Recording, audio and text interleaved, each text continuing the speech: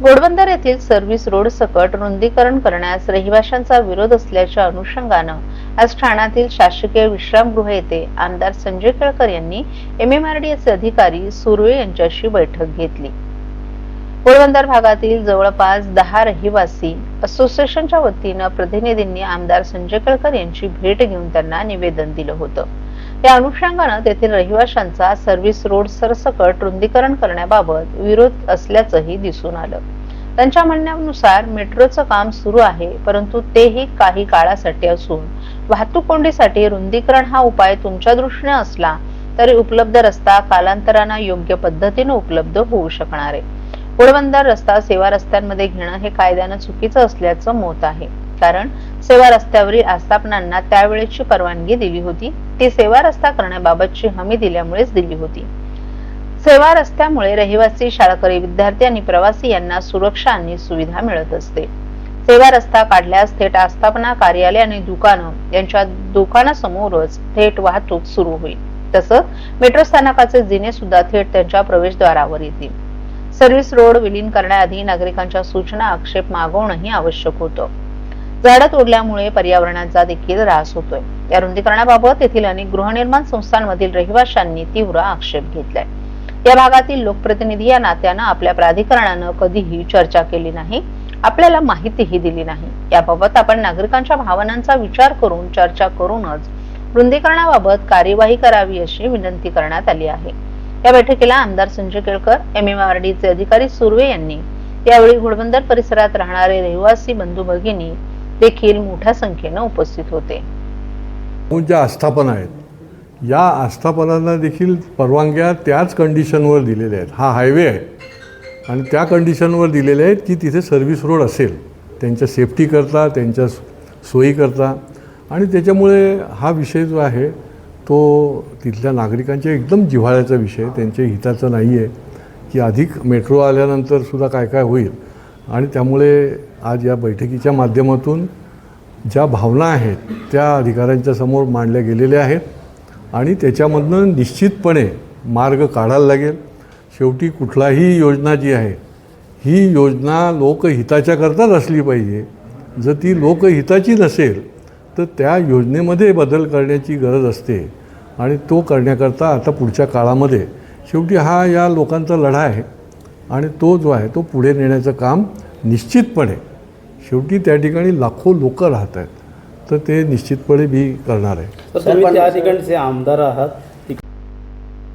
गेल्या अनेक दिवसांपासून राज्यात पोलीस भरती व्हावी अशी मागणी केली जात होती। राज्यभरात हजारो तरुण पोलीस दलात सामील होण्यासाठी पूर्ण ताकदीनं अभ्यास करत आहेत। या दरम्यान राज्य सरकारनं नुकताच राज्यात एकूण 15,000 पदांसाठी पोलीस भरती होणार असल्याचं जाहीर केलं होतं। या पदांसाठी भरती प्रक्रिया नेमकी कधी राबवली जाणार असं तरुणांकडून विचारलं जात होतं। असं असतानाच आता सरकारनं या भरतीबाबतचा शासन निर्णय जारी केला। या निर्णयानंतर आता पोलीस शिपाई तसंच कारागृह शिपाई पदाच्या भरतीचा मार्ग मोकळा झाला असल्याचं बोललं जात असून तरुणांनीही तयारीला लागावं असं आवाहन केलं जात आहे।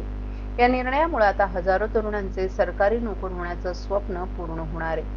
मिळालेल्या माहितीनुसार राज्य सरकारनं नुकताच पोलीस दलातील 15,631 पदभरतीचा शासन निर्णय जारी केलाय। पोलीस दलातील पदं 100% भरण्यात येणार आहेत। या निर्णयाअंतर्गत आता जानेवारी 2024 पासूनची रिक्त पदं भरली जाणार आहेत। जारी करण्यात आलेल्या आदेशानुसार आता पोलीस शिपाई पदासाठी 12,399 जागांची भरती होणार आहे, तर पोलीस शिपाई चालक पदाच्या एकूण 234 जागा भरल्या जाणार आहेत। बँड्समन पदाच्या एकूण 25 जागा भरल्या जाणार आहेत, तर सशस्त्र पोलीस शिपाई पदाच्या एकूण 2,393 जागांसाठी ही भरती प्रक्रिया राबवली जाणार आहे। कारागृह शिपाई पदाच्या एकूण 580 जागांसाठी भरती प्रक्रिया राबवली जाणार आहे। दरम्यान याआधी 12 ऑगस्ट रोजी राज्य मंत्रिमंडळाच्या बैठकीत पोलीस भरतीला मान्यता देण्यात आली होती। या मान्यतेनंतर पुढील शासकीय प्रक्रियेला सुरुवात झाली होती। याच प्रक्रियेअंतर्गत आता पोलीस भरती करण्याचा आदेश निघालाय। लवकरच पोलीस भरती संदर्भातील वेळापत्रक जाहीर केलं जाणार असून तरुणांनी नोटिफिकेशनकडे लक्ष ठेवावं, तसंच तरुणांनी भरती प्रक्रियेसाठी आवश्यक असणाऱ्या सर्व कागदपत्रांची व्यवस्था आधीच करून ठेवावी असं आवाहन करण्यात आले।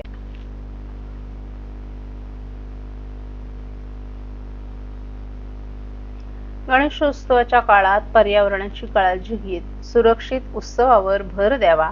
गणेशोत्सवाच्या काळात नागरिकांना कोणत्याही प्रकारचा त्रास होऊ नये यासाठी सर्व यंत्रणांनी कटिबद्ध राहावं. तसंच गणेशोत्सव काळात शांतता आणि सुव्यवस्था राखण्यासाठी पोलीस बंदोबस्त वाढवावा. विशेषतः संवेदनशील ठिकाणी अधिक लक्ष द्यावं. गणेशोत्सवाच्या मिरवणुकांमध्ये रुग्णालय आणि नागरी वस्त्यांच्या जवळून जाताना वाद्यांचा आवाज कमी करावा असं आवाहन ठाणे जिल्हाधिकारी डॉक्टर श्रीकृष्ण पांचाळ यांनी केलं आहे. पर्यावरणपूरक गणेशोत्सवाला चालना देण्याच्या दृष्टीने आणि गणेशोत्सवाची पूर्वतयारीच्या दृष्टीने जिल्हाधिकारी डॉक्टर श्रीकृष्ण पांचाळ यांच्या अध्यक्षतेखाली जिल्हाधिकारी कार्यालयातील समिती सभागृहात आढावा बैठक संपन्न झाली. त्यावेळी ते बोलत होते. येत्या 27 ऑगस्ट पासून साजरा होणाऱ्या गणेशोत्सवाच्या पार्श्वभूमीवर जिल्हा प्रशासनाकडून सुरक्षेच्या दृष्टीने तयारी करण्यात येत आहे. विसर्जन मार्गावरील खड्डे प्राधान्याने बुजवावेत आणि मंडप उभारणी करताना रस्त्यांचं नुकसान होणार नाही याची दक्षता घ्यावी. गणेश मंडळांना आवश्यक परवानग्या देण्यासाठी एक खिडकी योजना प्रभावीपणे राबवावी. गणेशोत्सवाच्या काळात 24 तास अखंडित वीज पुरवठा सुनिश्चित करावा. बंद पडलेल्या गाड्यांमुळे वाहतुकीची कोंडी होऊ नये म्हणून तात्काळ त्या हटवण्याचं नियोजन करण्याचं जिल्हा प्रशासनाच्या वतीनं संबंधित यंत्रणांना आदेश देण्यात आले. याच समवेत ध्वनी आणि जलप्रदूषण टाळण्यासाठी विशेष खबरदारी घ्यावी. पर्यावरणपूरक गणेशोत्सवासाठी सोशल मीडिया आणि इतर माध्यमांद्वारे जनजागृती मोहीम राबवावी. मंडळांमध्ये आणि सार्वजनिक ठिकाणी पर्यावरणपूरक गणेशोत्सवाचं महत्त्व सांगणारी पत्रकं वाटपाचे निर्देशही जिल्हाधिकाऱ्यांनी दिले आहेत.